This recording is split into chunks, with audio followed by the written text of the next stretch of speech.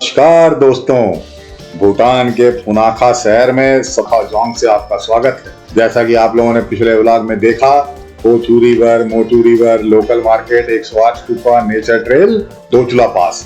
ना देखा हो तो देख लें।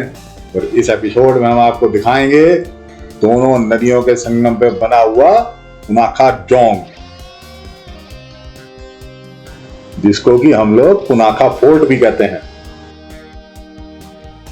और फोर्ट से ही थोड़ा आगे चल के सस्पेंशन ब्रिज, ये दोनों पर्यटकों के लिए बहुत ही आकर्षक चीजें हैं।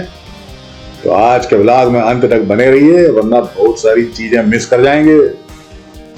यह व्लॉग हमारे भूटान सीरीज का 6th पार्ट है। यदि पिछले व्लॉग ना देखे हो तो भूटान सीरीज के बाकी पार्ट भी आप देख लें, और इसको तो एडवांस में ही लाइक कर दें, क्योंकि हमें मालूम है कि आपको पसंद आने ही वाला है। तो हम सब लोग अपने अपने कोस्टर बसों में बैठ के निकल लिए पुनाखा फोर्ट के लिए। पूरे दिन का कार्यक्रम है, भूख लगेगी, और आप भूटानी डिजाइन के शौकीन हैं तो बहुत सारे रेस्टोरेंट हैं। अब ये देखिए, पुनाखा फोर्ट का एंट्री गेट आ गया है। इसके देख के ही पता चलता है कि अंदर नक्काशी कितनी बेहतरीन होगी। पुनाखा वैली में हर तरफ ग्रीनरी है, स्टेप फार्मिंग वाले खेत हैं, और पूरी की पूरी पुनाखा वैली हिमालयन रेंज से घिरी हुई है। इस फोर्ट की लोकेशन पुनाखा वैली को 4 चांद लगाती है। यह फोर्ट फोचू और मोचू नदी के संगम पे बना हुआ है। नदी पार करने के लिए, फोर्ट तक पहुंचने के लिए आपको एक लकड़ी के पुल से जाना पड़ेगा, जैसा कि आप देख ही रहे हैं। और ये पुल पार करते ही आपको भूटान का नेशनल फ्लैग दिखाई पड़ेगा। फ्लैग के सम्मान में आम भूटानी नागरिकों को एक ये सालनुमा चीज जो देख रहे हैं, जिसको कामने बोलते हैं, वो पहनना अनिवार्य है। नॉर्मल भूटानी लोग व्हाइट कलर की पहनते हैं, जो राजा जी होते हैं वो येलो कलर की पहनते हैं, मिनिस्टर्स रेड कलर की, और पार्लियामेंट मेंबर्स ब्लू कलर।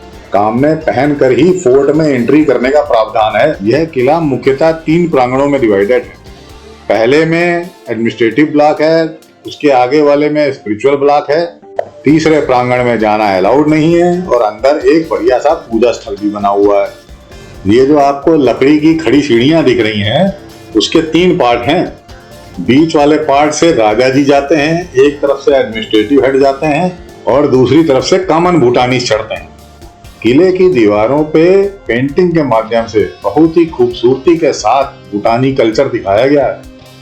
और जो गाइड लोग चलते हैं हम लोग के साथ, वो पूरी सहजता के साथ सारे दर्शनार्थियों को अपनी सारी पेंटिंग्स का पूर्ण विवरण देते हैं। फोर्ट के निर्माण में अधिकतर लकड़ी का प्रयोग किया गया है। यह वास्तुशिल्प चमत्कार देश की समृद्ध विरासत का प्रमाण है। इस प्रांगण में पुनाखा का एडमिनिस्ट्रेटिव ब्लॉक है। यहीं से हम लोग को फोर्ट में जाने की एंट्री टिकट लेनी पड़ेगी, जो कि 500 रुपए प्रति व्यक्ति है। अभी हमारे गाइड साहब दे रहे हैं, अब आप एंट्री करने के लिए वैलिड। इस किले में पुनाखा शहर के कई प्रकार के पॉलिटिकल, सोशल और रिलीजियस समारोहों का आयोजन किया जाता है। बृहद प्रांगण देखकर आपका दिल भी खुश हो जाएगा।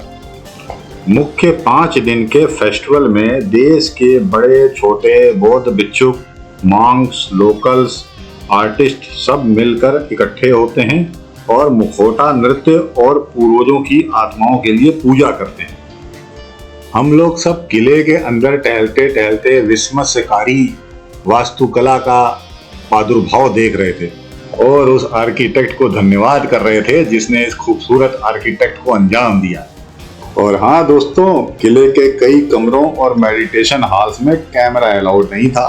अच्छा, हम लोग बाहर बाहर के ही नज़ारे दिखा रहे हैं आपको। और भाई, अब मस्ती टाइम। सारा काम होने के बाद हम सब लोग फोटो सेशन में लग गए हैं, पर हमें मालूम नहीं था कि हमारे साथ कुछ ध्यानी प्रवृत्ति के लोग भी हैं।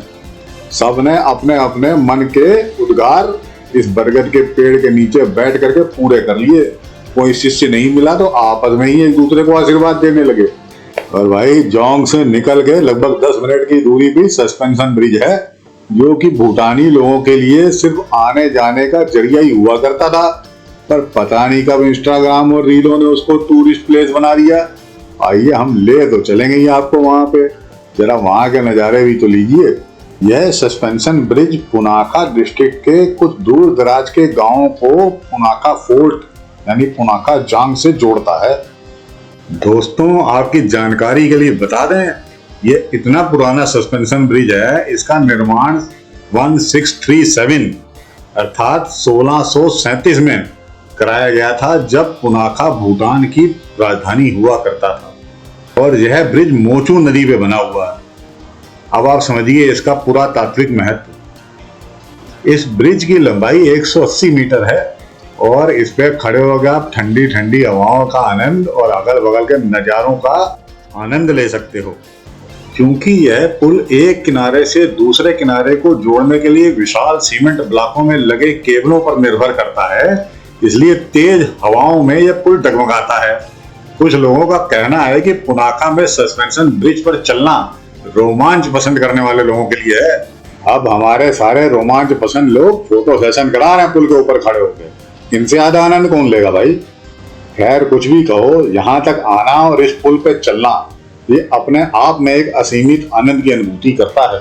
आप यहाँ पे आए, भूटान की शांति और सुकून का आनंद लें और साथ ही साथ फहराते प्रार्थना झंडों पे सभी प्रकार की सकारात्मक ऊर्जा को अवशोषित करें और जिस ठंडी हवा में आप सांस ले रहे हैं उसे महसूस करें। नदी से बहते स्वच्छ पानी की प्रशंसा करें। सस्पेंशन ब्रिज के चारों ओर के पहाड़ पुनाखा सस्पेंशन ब्रिज के लुभावने दृश्य को और बढ़ा देते हैं। और जब आप ये सफलतापूर्वक पुल पार कर लेते हैं तो दूसरी तरफ चाय और नाश्ते की भी दुकान है, उसका भी आनंद देखिए। कि हमारे स्काउट्स इस ब्लॉग को पूरा देखने के लिए आपको बाय बाय और धन्यवाद करते हैं। अब मिलते हैं अगले ब्लॉग।